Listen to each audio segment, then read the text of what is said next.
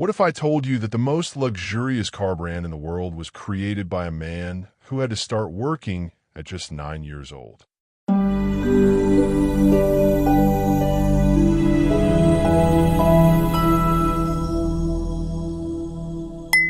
Welcome to LMJ English, where we believe that learning English can be both entertaining and inspiring. I'm your host, and today we're diving into the extraordinary story of Rolls-Royce, a tale of two remarkably different men who came together to create automotive perfection. Before we begin this fascinating journey through history, don't forget to hit that subscribe button to support our channel and get notified when we release new stories to help you improve your English.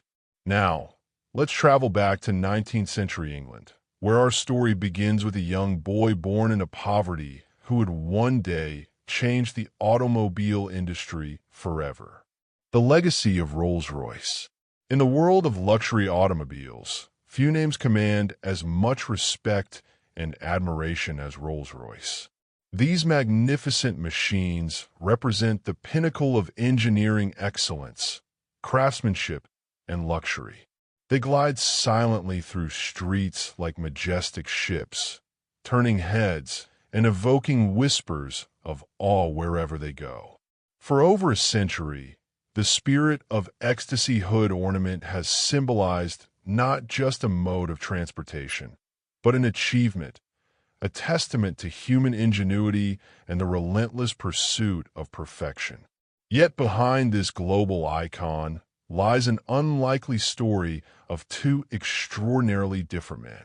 One, born into grinding poverty, who fought his way up through sheer determination and genius.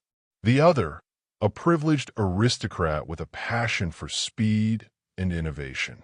Their backgrounds could not have been more different, yet together they created something neither could have achieved alone. This is not merely a story about cars. It is a human drama of perseverance, vision, and the remarkable things that can happen when complementary talents unite with a shared purpose. The Rolls-Royce story reminds us that greatness often emerges from unexpected places, and that extraordinary partnerships can transcend social boundaries.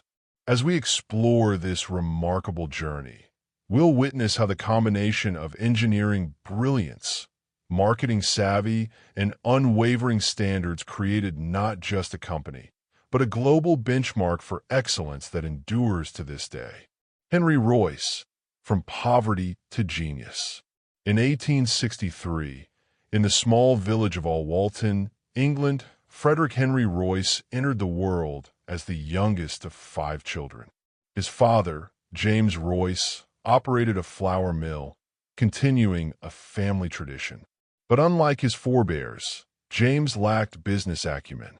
The mill generated meager profits, and the Royce family lived in constant financial struggle. Young Henry's childhood was far from the world of luxury he would later help define. The family's precarious financial situation collapsed entirely in 1867 when they were forced to declare bankruptcy. Hoping for better opportunities, the Royces relocated to London.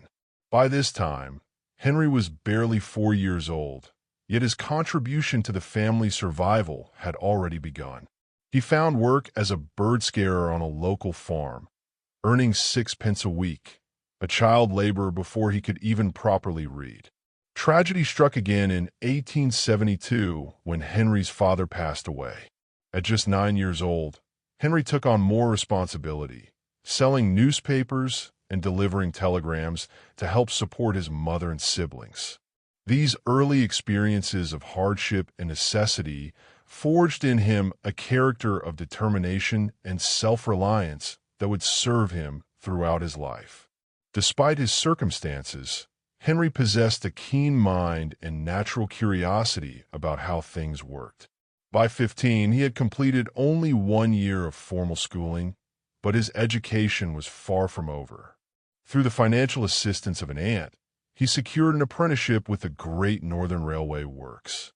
Here, among the massive steam engines and mechanical systems, his natural engineering talent began to flourish. what Henry lacked in formal education, he compensated for with relentless self-improvement. During his apprenticeship, he devoted his limited free time to studying algebra, French, and electrical engineering, all subjects that would later prove invaluable. He absorbed knowledge like a sponge, developing a comprehensive understanding of mechanical principles and electrical systems that few of his formally educated peers could match. Unfortunately, financial constraints forced Henry to abandon his apprenticeship after 3 years. The pattern of his early life continued, promising opportunities cut short by economic realities. He moved between jobs, working briefly at a tool-making company in Leeds before finding employment with the Electric Light and Power Company in London. In 1882, he relocated to Liverpool, continuing in the electrical field. Throughout these years of struggle and transition, Henry's ambition never wavered. His dream was to make engineering his full-time pursuit, to create and build rather than merely maintain. At 22 years old, displaying remarkable courage and foresight, he established his own business with a fellow engineer, Ernest Claremont. They named their venture F.H. Royce and Company. The early days of the company were defined by exhausting work and modest ambitions. Royce and Claremont manufactured electrical components, doorbells, dynamos, and other small electrical devices. They worked punishing hours, often toiling through the night to fulfill orders and establish their reputation. Henry's obsessive attention to detail and insistence on quality, even in these humble products, began to distinguish their company from competitors. By 1894, the company had expanded enough to begin manufacturing electric cranes, a significant advancement from small electrical components. Yet Henry's restless mind was already looking toward new horizons. The emerging world of automobiles had captured his imagination, and he began to contemplate the possibilities of internal combustion engines. This new interest would ultimately lead him down a path that would transform not just his own life, but the entire landscape of luxury transportation. Henry Royce's journey from impoverished child labor to respected engineer and business owner demonstrated the power of perseverance, self-education, and uncompromising standards. These qualities would serve as the foundation for his greatest achievement, still to come. But to complete the picture of Rolls-Royce, we must turn to another remarkable individual, a man whose life circumstances could hardly have been more different from Henry's humble beginnings. Charles Rolls, the aristocrat with a passion for motors. While Henry Royce was struggling to make ends meet and building his business from the ground up, another key figure in our story was enjoying a life of privilege and opportunity. Charles Stuart Rolls was born in 1877 in London's fashionable Berkeley Square, the youngest child of Lord and Lady Langattock. Unlike Royce, who had been forced to abandon his education early, Rolls enjoyed the finest schooling money could buy, culminating in studies at the prestigious Trinity College, Cambridge, where he pursued mechanical engineering. Despite his aristocratic background, Rolls was no idle rich man. From his earliest years, he displayed an intense fascination with machinery and engines that defied the typical interests of his social class. While other young aristocrats might have been content with horses and hunting, Charles was captivated by the exciting new world of mechanical transportation. His hands-on approach to engines and machinery earned him the nickname Dirty Rolls during his university days, a moniker he wore with pride rather than embarrassment. At Cambridge, Charles became the first undergraduate to own a motor car, having traveled to Paris at the age of 18 to purchase a Peugeot Phaeton. This was a remarkable distinction at a time when automobiles were still rare curiosities that frightened horses and attracted crowds of astonished onlookers. Most people in Britain had never even seen a motor car, yet Charles was already driving one around campus, cementing his reputation as an innovative eccentric among his peers. After graduating in 1898, Charles briefly worked on a steam yacht and then at the London and Northwestern Railway. But conventional employment held little appeal for his adventurous spirit. His true passions lay in the emerging fields of motoring, pioneering new technologies, and the exciting business of automobile sales. With financial backing from his father, he established one of Britain's first car dealerships in 1903, naming it C.S. Rolls and Company. The company specialized in importing and selling Peugeot and Minerva cars from continental Europe. Business flourished under Charles's enthusiastic leadership and genuine knowledge of the products he sold. Unlike many salesmen of the era, he understood the mechanical intricacies of his vehicles and could speak with authority about their design and operation. This expertise, combined with his aristocratic connections, made him an effective ambassador for the new technology of automobiles. Charles's business success allowed him to pursue his other great passions, motor racing and aviation. He became an avid participant in early automobile races, pushing the technological limits of the day and helping to establish motoring as both a sport and a practical means of transportation. His thirst for speed and adventure was not confined to the ground, however.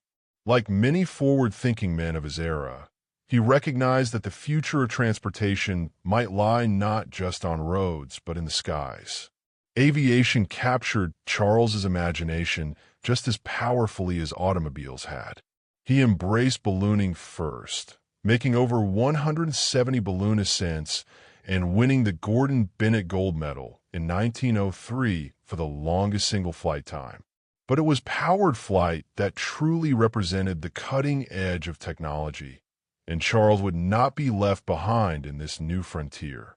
His growing interest in aviation would eventually lead him to make history, and tragically, would also lead to his untimely death. In Charles Rolls, we see a man who used his privileged position not for idle leisure, but to advance technology and commerce. His enthusiasm, connections, and business acumen would provide the perfect complement to Henry Royce's engineering genius. But the two men had yet to meet, and both were still pursuing separate paths toward what would become their shared destiny. The stage was set for a fateful introduction that would change automotive history forever. The fateful meeting. The paths of Henry Royce and Charles Rolls might never have crossed were it not for the intervention of a third individual, Henry Edmunds. As a shareholder in Royce's company and a friend of Rolls, Edmunds served as the vital link between two worlds that rarely intersected in class-conscious Edwardian England. Aware of Rolls's frustration with the limitations of the foreign cars he was importing and impressed by the quality of Royce's newly designed automobile, Edmunds recognized a potential synergy that could benefit both men. By 1904, Henry Royce's interest in automobiles had evolved from casual curiosity to active creation. Dissatisfied with the performance of a second-hand two-cylinder DeCavall car he had purchased, Royce set out to improve it. But mere improvement soon gave way to complete redesign and innovation. By late 1903, he had designed and built his first petrol engine, and by early 1904, he completed his first motor car, the Royce 10 horsepower.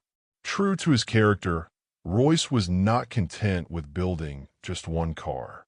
He quickly produced two more, giving one to his business partner Ernest Claremont and selling another to Henry Edmunds.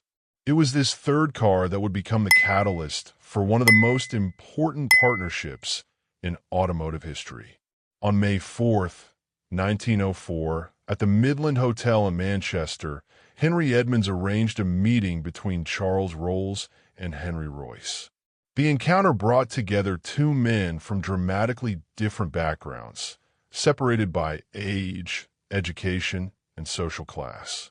Royce was 41, self-educated, and had spent decades working his way up from poverty. Rolls was just 26, Cambridge-educated, and born into aristocratic privilege.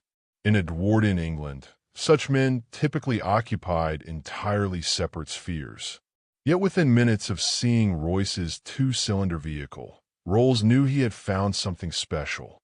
The quality of engineering, the attention to detail, and the smooth operation of the motor car impressed him immediately. Despite his previous preference for 3- and 4-cylinder cars, Rolls recognized superior craftsmanship when he saw it. He took the car for a test drive, and by the time he returned, a partnership was already forming in his mind. On the spot, Rolls proposed a deal. He would sell as many motor cars as Royce could build. Rolls would handle sales and marketing, leveraging his aristocratic connections and growing reputation in motoring circles, while Royce would focus on what he did best, designing and manufacturing superior vehicles. Each man recognized in the other a complementary talent that could elevate their mutual ambitions. What might have been merely a business arrangement was transformed by the genuine respect that developed between these two very different men. Despite their contrasting backgrounds, they shared a commitment to excellence and a vision for what automobiles could become. Rolls admired Royce's engineering genius and unwavering standards, while Royce appreciated Rolls's energy, connections, and insight into the luxury market. Their initial agreement led to the creation of cars that would bear both their names, Rolls-Royce. By 1906, this informal partnership had evolved into an official company, Rolls-Royce Limited, with Royce appointed as chief engineer and works director. The foundation was laid for what would become one of the most prestigious automotive brands in history. The meeting at the Midland Hotel serves as a powerful reminder that innovation often occurs at the intersection of different perspectives and complementary talents. Neither Rolls nor Royce alone possessed all the ingredients necessary for the success that followed. It took their unique combination of engineering brilliance, marketing savvy, aristocratic connections, and shared vision to create something truly extraordinary. Claude Johnson, the hyphen in Rolls-Royce. While the names Rolls and Royce would become synonymous with luxury and engineering excellence, there was a third figure whose contribution proved equally vital to the company's early success. Claude Johnson, initially Charles Rolls's business partner, assumed the role of managing director in the newly formed Rolls-Royce company. Johnson's impact was so profound that he eventually earned the nickname, the hyphen in Rolls-Royce, the essential connector that unified and amplified the talents of the company's namesakes. Claude Johnson brought to the partnership a brilliant marketing mind and a deep understanding of how to build a luxury brand. While Royce focused on engineering innovations, and Rolls maintained his aristocratic connections and enthusiasm for aviation, Johnson concentrated on defining and communicating the brand's identity to the world. He recognized that creating a truly luxury automobile required not just superior engineering, but also a compelling narrative and image that would appeal to wealthy clients. Johnson understood that at the highest end of the market, customers weren't merely purchasing transportation. They were investing in status, craftsmanship, and experience. He developed marketing strategies that emphasized exclusivity, perfection, and understated elegance, all qualities that continue to define Rolls-Royce to this day. Under his guidance, the company avoided flashy, ostentatious advertising in favor of confident, factual presentations of their cars' superior qualities. One of Johnson's most enduring contributions was the coining of the phrase that would forever be associated with Rolls-Royce. In an early advertisement for the 4050 horsepower motor car, later known as the Silver Ghost, he boldly proclaimed it to be not one of the best, but the best car in the world. This was no mere marketing hyperbole. Johnson ensured that the company delivered on this ambitious claim through rigorous testing and continuous improvement. Johnson orchestrated a series of attention-grabbing publicity stunts designed to demonstrate the car's reliability, smoothness, and quality. These weren't cheap gimmicks, but genuine tests of endurance and performance that showcased the vehicle's superior engineering. The most famous of these was the 14,371-mile trial of the Silver Ghost, during which the car ran almost continuously under supervision of the Royal Automobile Club, cementing its reputation for reliability and quiet operation. Beyond marketing, Johnson played a crucial role in the day-to-day operations of the company. He acted as a diplomatic buffer between Royce's uncompromising engineering standards and the practical realities of running a profitable business. He managed relationships with wealthy clients, many of whom had specific requests and expectations. Johnson's refined manners and understanding of upper-class tastes made him the perfect ambassador for the brand in high society circles. Johnson also recognized the importance of catering to the emerging market of wealthy women drivers. He ensured that Rolls-Royce cars were designed with features that appealed to female customers, smoother operation, easier starting mechanisms, and interiors that wouldn't damage fine clothing. This forward-thinking approach expanded the company's market at a time when many manufacturers were focusing exclusively on male drivers.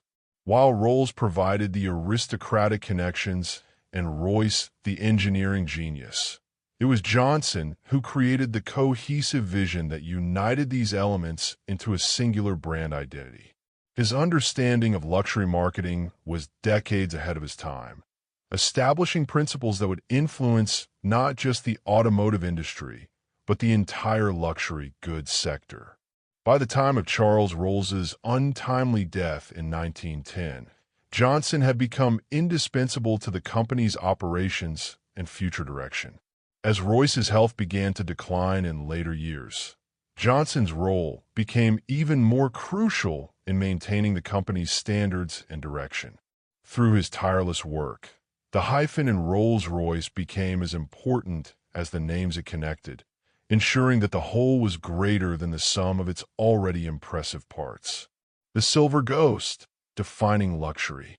In the history of automobiles, certain models transcend their mechanical function to become true icons, vehicles that define an era and set standards that influence the entire industry.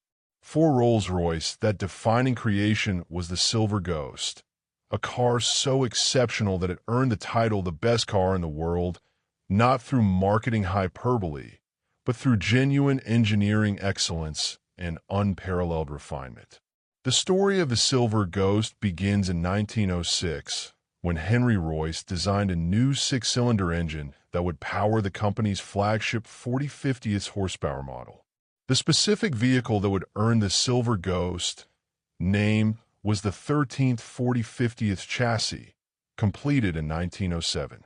This particular car featured silver-plated fittings and silver-painted bodywork, inspiring Claude Johnson to name it the Silver Ghost due to its ghost-like quietness in operation, a name that would eventually be applied to all 40/50 horsepower Rolls-Royce models produced until 1925. What made the Silver Ghost remarkable wasn't revolutionary technology or flamboyant design, but rather Royce's obsessive attention to engineering detail and insistence on precision manufacturing. Every component was designed and built to the highest possible standards. The six-cylinder engine was perfectly balanced, reducing vibration to previously unimaginable levels. The gearbox was meticulously crafted to eliminate the clashing and grinding common in other automobiles of the era. The result was a smoothness of operation that seemed almost magical to those accustomed to the noisy, rough-running cars of the day. Claude Johnson, recognizing the exceptional quality of the vehicle, orchestrated a series of public demonstrations to prove its superiority.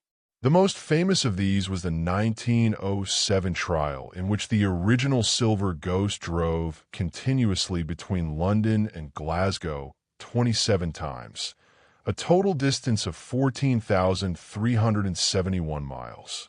During this grueling test, the car required almost no mechanical adjustments, a feat that was nearly unthinkable at a time when breakdowns and repairs were a normal part of automobile ownership. Another demonstration involved placing a penny-on edge atop the running engine. The coin remained standing due to the engine's exceptional balance and lack of vibration. Such demonstrations weren't mere stunts. They showcased genuine engineering achievements that set new benchmarks for what was possible in automobile manufacturing. The Silver Ghost quickly became the preferred vehicle of the world's elite. Royalty, industrial magnates, and celebrities chose the Silver Ghost not just as transportation, but as a statement of discernment and status. The car's reputation spread globally, with orders coming from America, Europe, Russia, and the far reaches of the British Empire. Despite its extraordinary cost, approximately 1,100 pounds at a time, when a typical house might cost 250 pounds, demand for the Silver Ghost remained strong, confirming Johnson's marketing strategy of positioning Rolls-Royce at the absolute pinnacle of the automotive market. The car's impact went beyond its commercial success. The Silver Ghost established engineering principles and quality standards that would guide Rolls-Royce for decades to come. Royce's philosophy that small things make perfection, and perfection is no small thing, was embodied in every aspect of the vehicle. This commitment to excellence influenced the entire luxury automobile sector, forcing competitors to improve their own quality to remain relevant. The Silver Ghost's success validated the partnership between Rolls, Royce, and Johnson, proving that their complementary talents had created something truly exceptional. It demonstrated that there was a market for automobiles built without compromise, where quality took precedence over cost considerations. The model remained in production for 19 years, an extraordinarily long run that testified to the rightness of its original design and the continuous improvements made throughout its lifespan. By the time production ended in 1925, nearly 8,000 Silver Ghosts had been built. Many still exist today, with some centenarian examples still running as smoothly as they did when new, perhaps the most telling testament to the car's exceptional quality. The Silver Ghost established Rolls-Royce not just as a manufacturer of fine automobiles, but as the global standard for luxury, refinement, and engineering excellence, a reputation that has endured for over a century. Tragedy and perseverance. The rapid ascent of Rolls-Royce from a nascent partnership to creators of the best car in the world represented a triumph of vision, engineering, and marketing. Yet at the height of this early success, tragedy struck that would forever alter the company's trajectory. Charles Rolls, the younger, more flamboyant half of the founding partnership, was increasingly drawn to the exciting new field of aviation, a passion that would ultimately claim his life. While Henry Royce focused on perfecting automobile designs, Charles Rolls had become entranced by the possibilities of flight. Beginning with ballooning, Rolls made over 170 balloon ascents and won the prestigious Gordon Bennett Gold Medal. But it was powered flight that truly captured his imagination. After the Wright brothers demonstrated the possibility of controlled powered flight, Rolls was determined to be at the forefront of this revolutionary technology in Britain. Rolls had even tried to persuade Royce to develop an aero engine design, recognizing the potential for their engineering expertise in this new field. Royce, however, preferred to concentrate on the automotive business that was proving so successful. Undeterred, Rolls pursued his aviation interests independently. In 1910, he purchased a Wright Flyer aircraft, making more than 200 flights and quickly developing considerable skill as a pilot. On June 2, 1910, Rolls achieved a historic feat, becoming the first person to make a nonstop double crossing of the English Channel by airplane. This remarkable achievement brought him national acclaim and seemed to herald a brilliant future in aviation. The triumph, however, would be tragically short-lived. Just 1 month later, on July 12, 1910, Rolls was performing at an air display in Bournemouth when disaster struck. During his flight, the tail of his Wright Flyer broke off, causing the aircraft to crash. Charles Rolls died instantly, becoming the first Briton to be killed in an airplane accident. He was only 32 years old. The nation mourned the loss of this pioneering sportsman and entrepreneur, cut down in his prime while pursuing the cutting edge of technology. For the Rolls-Royce company, the loss was profound. Not only had they lost a charismatic co-founder and vital connection to aristocratic customers, but the tragic circumstances of Rolls's death created an unexpected public relations challenge. The company that prided itself on reliability and safety now had one of its namesakes killed in a technology accident, albeit one unrelated to their products. The task of continuing the company's trajectory fell largely to Henry Royce and Claude Johnson. The loss of Rolls might have derailed a less determined partnership, but Royce responded to the tragedy with increased dedication to their shared vision. The personal loss seemed to intensify his already formidable work ethic and commitment to engineering excellence. During this period, Royce's own health began to deteriorate, likely due to years of overwork and stress. His demanding schedule and perfectionist nature had taken a physical toll, manifesting in digestive issues and general exhaustion. Doctors advised him to reduce his workload, but Royce found it nearly impossible to step back from the company that bore his name. His identity was so intertwined with his work that slowing down seemed unimaginable, even as his body began to rebel against his relentless pace. Despite these personal challenges, the company continued to thrive under Royce's engineering leadership and Johnson's business acumen. The Silver Ghost maintained its reputation as the finest automobile available, with continuous improvements rather than radical redesigns. This evolutionary approach to development became a hallmark of Rolls-Royce, refinement and perfection rather than chasing trends or embracing untested innovations. Royce's management style reflected his background and values. He remained hands-on in the engineering department, personally reviewing designs and often making improvements to components that others considered perfectly adequate. His famous dictum, "Strive for perfection in everything you do. Take the best that exists and make it better. When it does not exist, design it," wasn't merely a catchy slogan, but a genuine philosophy that guided every aspect of his work. For the workers in the Rolls-Royce factory, Royce's standards could be intimidating but also inspiring. He expected excellence from everyone, regardless of their role, but he also understood the value of skilled craftsmanship based on his own experiences. Unlike many industrialists of the era who viewed workers as interchangeable parts in a production system, Royce recognized that human skill and pride in workmanship were essential to creating truly superior products.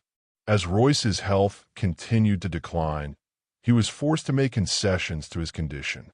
Company doctors and directors insisted that he reduce his workload and spend more time recuperating in the milder climate of the south of France. Even from this distance, however, he maintained close oversight of engineering developments, receiving regular reports and sending detailed instructions back to the factory. This period of personal challenge coincided with growing external threats as Europe descended into the chaos of World War I. What might have been a devastating disruption for many companies would ultimately present an unexpected opportunity for Rolls-Royce to demonstrate its engineering prowess in an entirely new arena. World War I and beyond. When war erupted across Europe in 1914, few could have predicted how the conflict would transform warfare or how it would alter the trajectory of Rolls-Royce. As the fighting intensified, it became clear that this would be a mechanized war unlike any previous conflict, with automobiles, tanks, and aircraft playing crucial roles. For a company renowned for building the world's finest motor cars, this presented both a challenge and an opportunity. The British government, recognizing Rolls-Royce's reputation for engineering excellence, approached the company about producing engines for military aircraft. Despite his earlier reluctance to enter the aviation field when Charles Rolls had suggested it, Henry Royce now embraced the challenge with characteristic thoroughness. The company's first significant contribution to the war effort was the Eagle Aero engine, designed by Royce in 1915. The Eagle engine demonstrated the same qualities that had distinguished Rolls-Royce automobiles: reliability, precision manufacturing, and superior performance. These attributes proved invaluable in military applications, where engine failures could have fatal consequences. By the end of the war, Rolls-Royce had produced thousands of Aero engines that powered approximately half of the Allied aircraft. Most notably, the Eagle engine powered the Vickers Vimy bomber that made the first non-stop transatlantic flight in 1919, piloting John Alcock and Arthur Brown into the history books. The wartime experience transformed Rolls-Royce from an exclusive automobile manufacturer into a diversified engineering company with expertise in both automotive and aviation technologies. This diversification would prove crucial for the company's long-term survival, establishing a second major business line that continues to this day. Throughout this period of national crisis and business transformation, Henry Royce continued to work despite his deteriorating health. From his home in the south of France, where doctors had insisted he retreat to avoid the harsh English winters, he reviewed designs and sent detailed notes and sketches to his engineering team. Even with an ocean between them, his exacting standards and vision guided the company's technical developments. After the war, Rolls-Royce returned to automotive production with renewed expertise and capabilities developed during the conflict. In 1925, the company introduced the new Phantom, later called the Phantom I, replacing the Silver Ghost after its remarkable 19-year production run. The new flagship maintained the Rolls-Royce tradition of evolutionary improvement rather than revolutionary change, preserving the qualities that had established the brand's reputation while incorporating lessons learned from Aero engine production.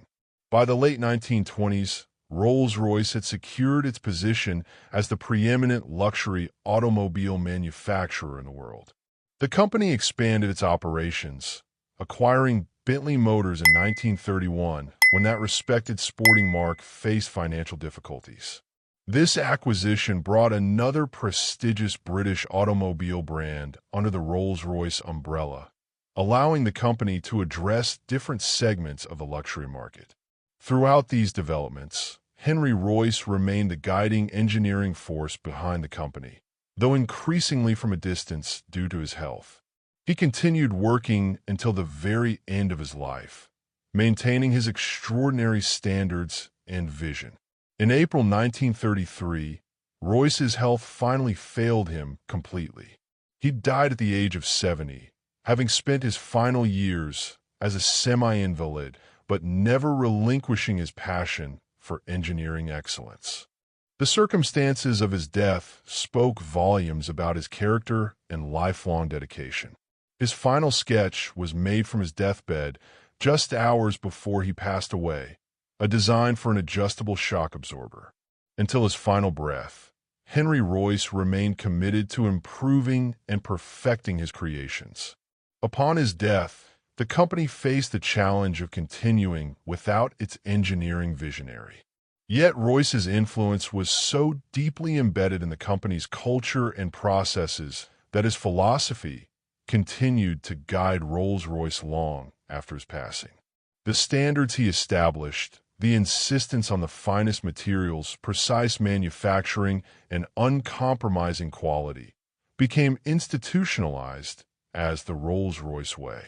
From its beginnings as the partnership of two remarkable individuals to its evolution into a global symbol of luxury and engineering excellence, Rolls-Royce demonstrated the power of a singular vision carried forward through changing times and circumstances. The company had weathered the loss of one founder, a world war, and now the passing of its engineering genius. Yet the legacy established by Rolls, Royce, and Johnson proved durable enough to sustain the brand through these challenges and the many more that would follow in the decades to come. The modern legacy.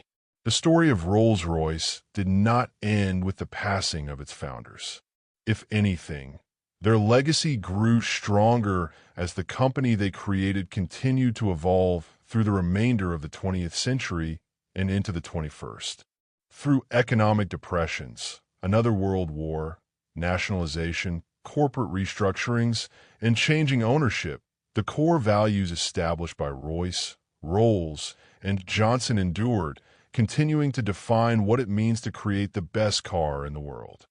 Following Henry Royce's death in 1933, the company continued to produce exceptional automobiles that maintained the standards he had established.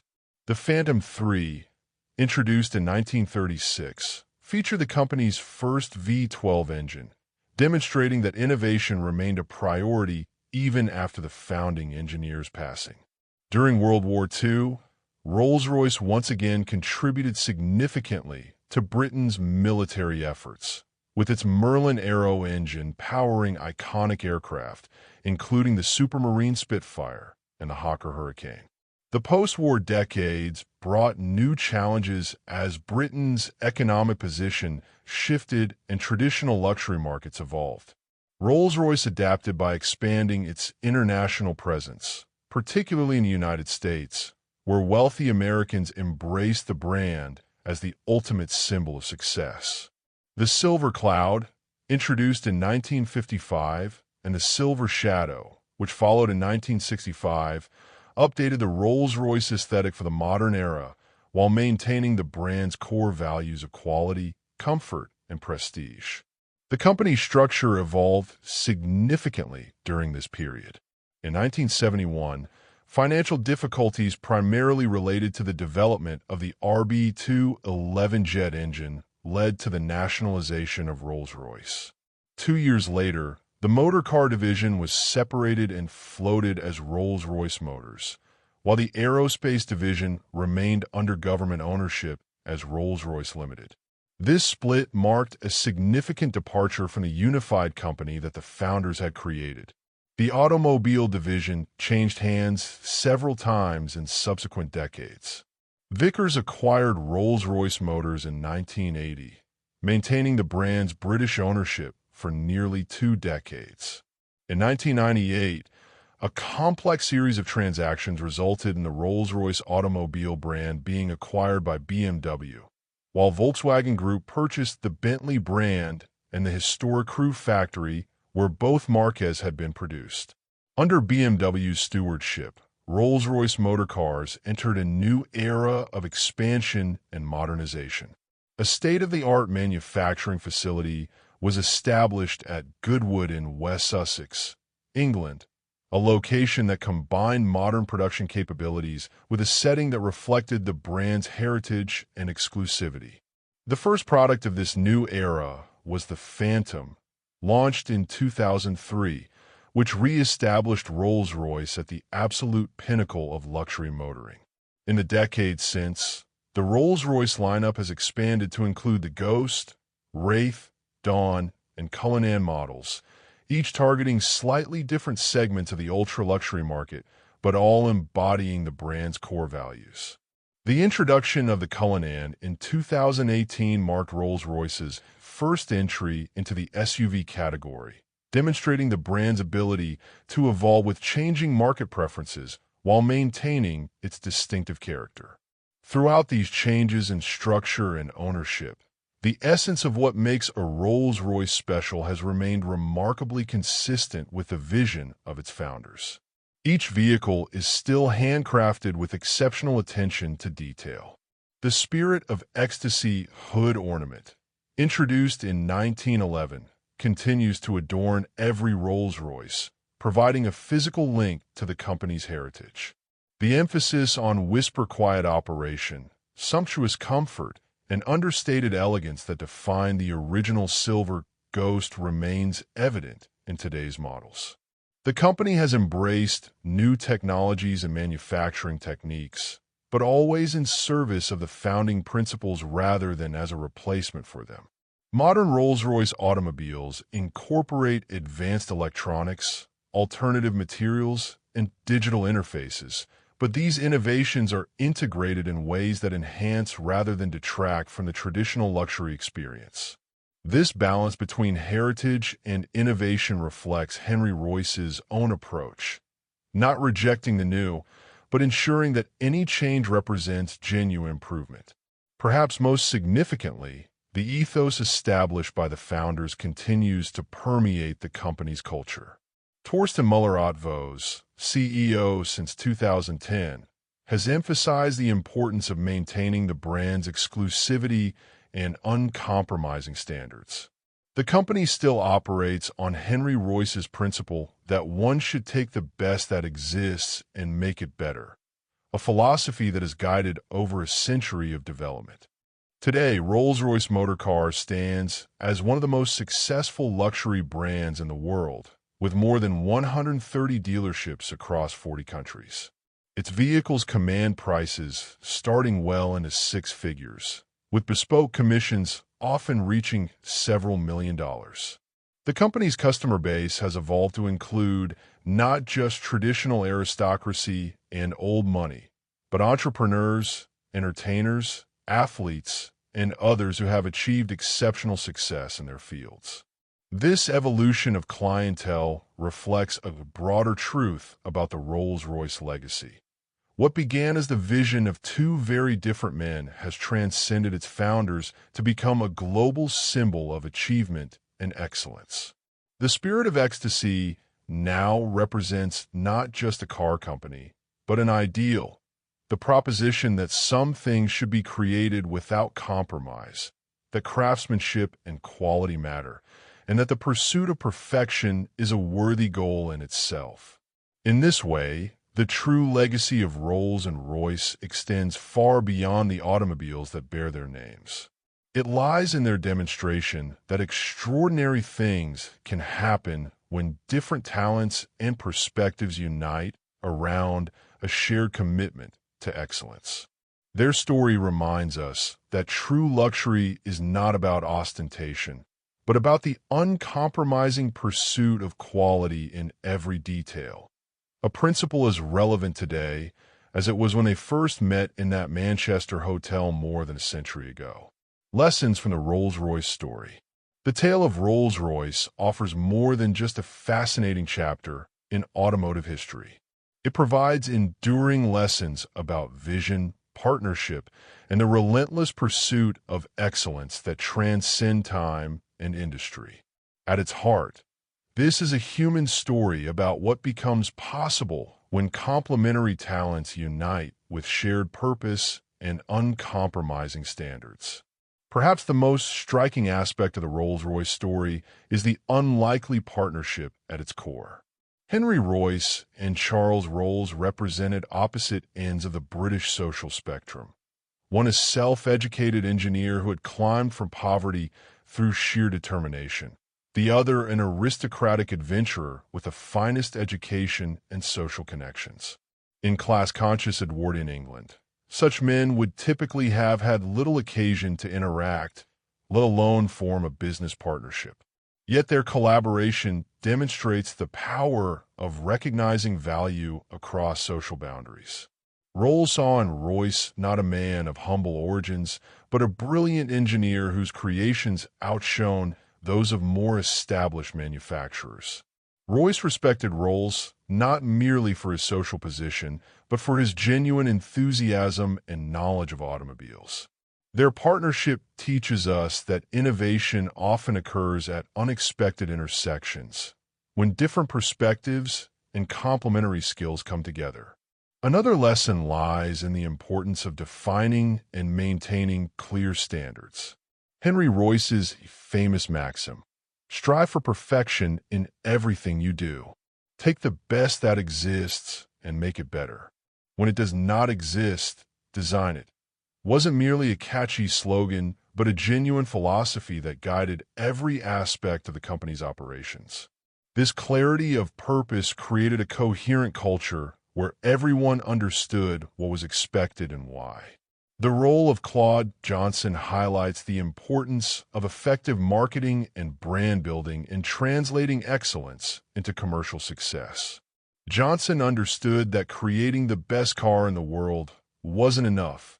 The market needed to recognize and value that excellence. His genius lay in communicating the brand's qualities without resorting to exaggeration or flashy gimmicks. Instead, he let the product's genuine superiority speak for itself through demonstrations and testimonials, establishing a tradition of understated confidence that continues to define luxury marketing today. The Rolls-Royce story also illustrates the value of evolutionary improvement over revolutionary change. Unlike many companies that chase trends or reinvent themselves with each product cycle, Rolls-Royce is always focused on refining and perfecting established designs.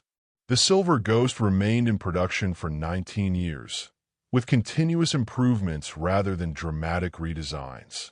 This approach builds deep expertise and allows for genuine mastery, a lesson particularly relevant in our era of disruption and constant change.